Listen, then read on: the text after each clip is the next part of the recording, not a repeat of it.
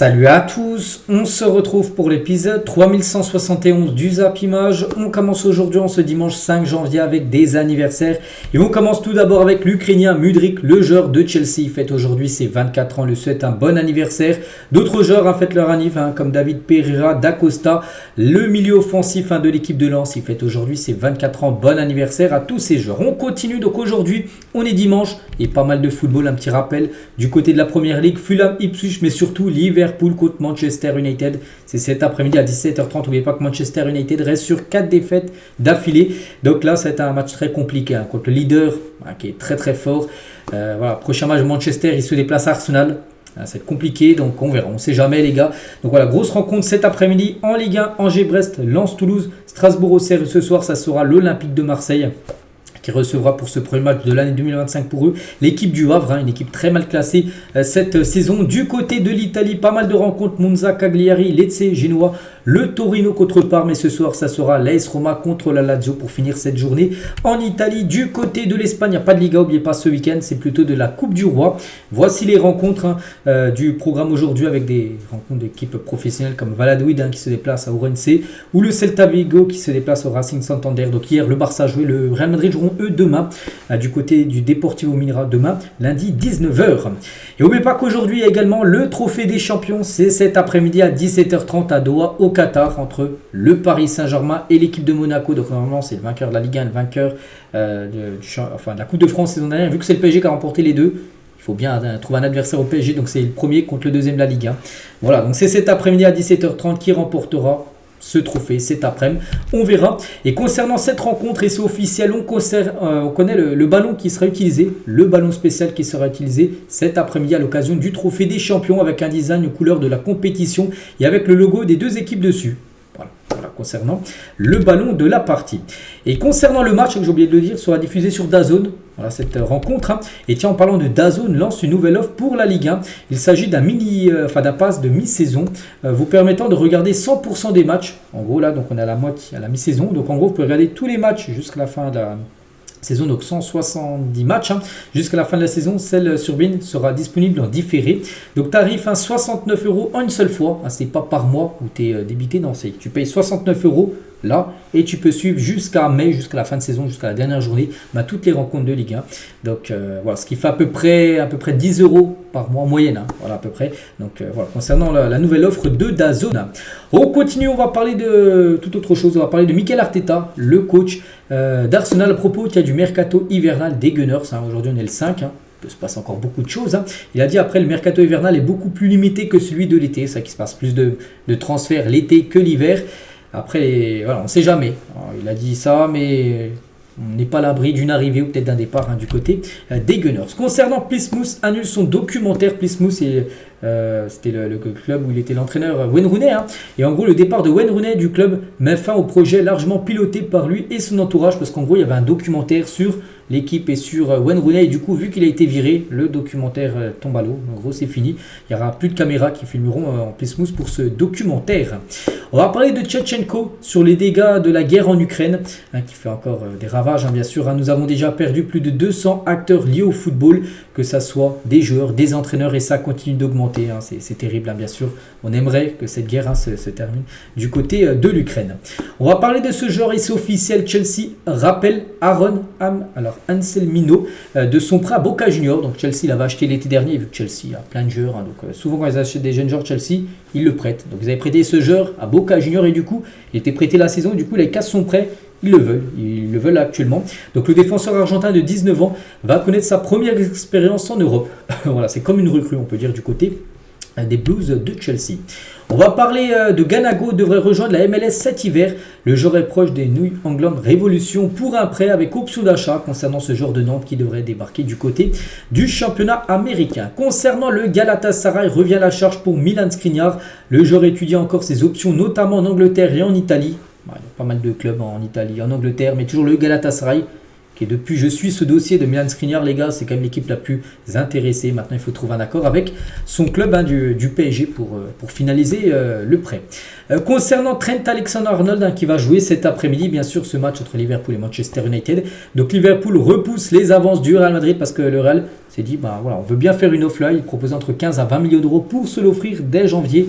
Liverpool ne veut pas. Liverpool, ils prennent le risque de le garder jusqu'à la fin de son contrat, qui est en 30 juin prochain. Mais s'il n'a pas prolongé, parce qu'ils le gardent, Liverpool, ils refusent le RAL parce qu'ils ont l'espoir qu'il prolonge. En gros, qu'au dernier moment, ils disent bon, oui, j'accepte la proposition de contrat et il prolonge. Voilà, en gros, c'est ça l'espoir de Liverpool. Mais s'il n'accepte pas, il partira libre l'été prochain. Alexander-Arnold est certainement au Real Madrid. Wolverhampton devrait faire une offre à Reims pour Emmanuel Agbadou. Donc, cette proposition pour atteindre les 20 millions d'euros que Wolverhampton pourrait faire pour s'offrir à ce joueur ivoirien. Concernant Umar Sadiq, va rejoindre Valence en prêt avec option d'achat concernant ce joueur de la Real Sociedad qui devrait filer du côté de Valence. Concernant Leroy Sané, libre en juin prochain, Leroy Sané qui serait une belle opportunité sur le mercato s'il est libre, parce que lui les gars il est déterminé à continuer au Bayern Munich, à obtenir une prolongation de contrat. Bon, après le Bayern, ils peuvent le prolonger, mais il va falloir qu'il fasse une deuxième partie de saison, donc là maintenant jusqu'à la fin de saison, vraiment qu'il soit performant, décisif, tout ça. Là, le Bayern pourra lui proposer quelque chose. S'il est dans ses standards des derniers matchs, il est plutôt moyen, il ne sera pas prolongé. Mais lui, les gars, souhaiteraient rester, bien sûr, et continuer du côté du Bayern. Mohamed Salah est désormais le joueur de Liverpool à avoir atteint le plus rapidement les 30 contributions, donc buts et passes D sur une saison de Première Ligue devant Luis Suarez. C'est fou. C'est que Salah, je crois, il a 17 buts et 13 passes D. En attendant le match de cet après-midi, le premier match de Première Ligue pour Liverpool pour cette nouvelle année. C'est-à-dire qu'il a déjà fait mieux que Luis Suarez. En gros, c'était Luis Suarez avant qu'à l'époque des 30 buts et passes D, le plus rapidement dans une saison, il a fait mieux en gros en termes de ça. En gros, Mohamed Salah. Le site Foot.fr a publié son classement des meilleures ventes de maillots depuis le début de la saison. C'est l'homme qui arrive en tête, tandis que le PSG chute à la 4e place. Donc c'est Marseille qui vend le plus de maillots sur Foot.fr. En gros, c'est un site où tu peux acheter des maillots. Donc l'OM vend énormément de maillots. Ensuite, c'est le Real Madrid, de deux clubs comme étrangers, le Real et le Barça. Et après, le PSG seulement la 4e position. Puis après, il y a Arsenal, il y a City, il y a le Bayern. Voilà, des maillots aussi qui se vendent beaucoup. Mais c'est Marseille qui se vend le mieux. Et le Real et le Barça devant quand même le PSG. Pourtant, un Foot.fr, c'est un site, on va dire, français. 10 ans, les gars, c'est vrai que cette année 2025, ça fait 10 ans que le Barça n'a pas remporté la Ligue des Champions. La dernière, c'était la conférence de presse, il y avait ces trois-là. Le trio, Xavi, Iniesta, Busquets. C'était lors de la finale contre la Juventus Turin qui s'était joué à Berlin. Berlin 2015, on peut voir. C'est vrai que c'est la dernière Ligue des Champions remportée par le FC Barcelone. On va parler de Cristiano Ronaldo. Il rencontre Vin Diesel, CR7. Il rencontre maintenant le beau monde du côté de l'Arabie Saoudite. Il a rencontré l'acteur de Fast and Furious, la saga des films. On va parler des transferts, parce qu'il y en a plusieurs, il y en a même 20 exactement. Que tout le monde a oublié. Par exemple, si on commence avec le premier, Falcao à Manchester United. Bon, peut-être il y en a qui se souviennent. Moi, je me souviens qu'il a joué là-bas, mais il y en a plein, j'en suis sûr, qui ne savaient pas que Falcao avait joué à Manchester United à l'époque. Si, c'est bien le cas. Thierry Henry à la Juventus Turin, il a joué à la Juve. Philippe Coutinho à l'Espagnol Barcelone, qui se souvient de ce transfert-là. Donc moi, je ne cache pas celui-là.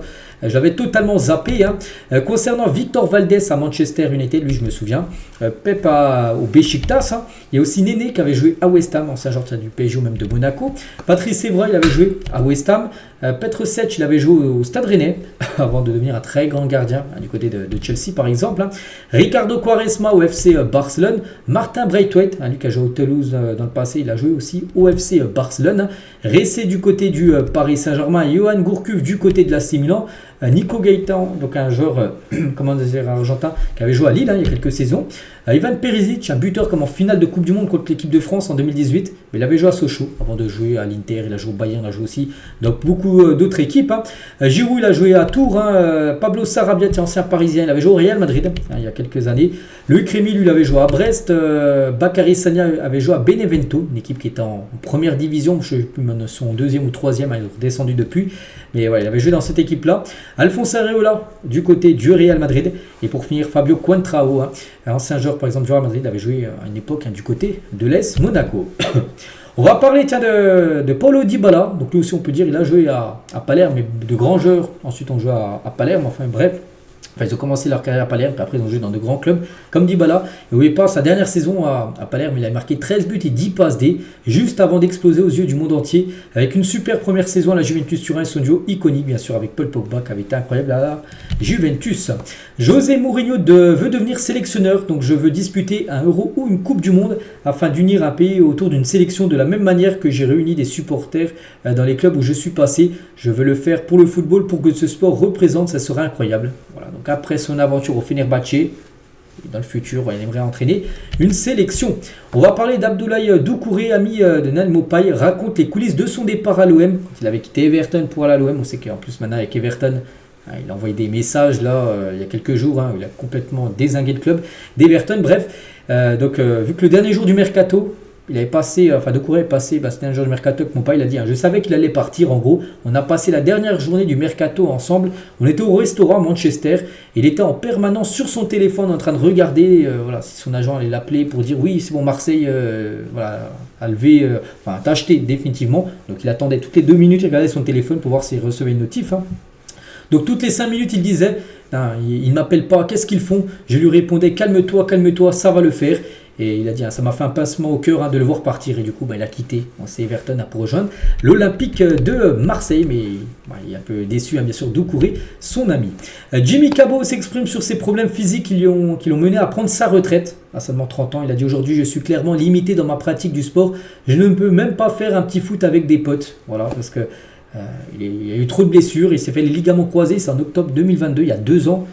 2 ans maintenant, 2 ans et quelques mois, il n'a jamais réussi à revenir, il a trop mal et du coup c'est pour ça qu'il a pris la décision d'arrêter sa carrière. On lui souhaite bonne continuation. On va parler d'un Samoa jeune sur son penalty raté contre l'Uruguay lors du quart de finale de la Coupe du Monde 2010, à la 120e minute, parce que c'était après bien sûr les prolongations.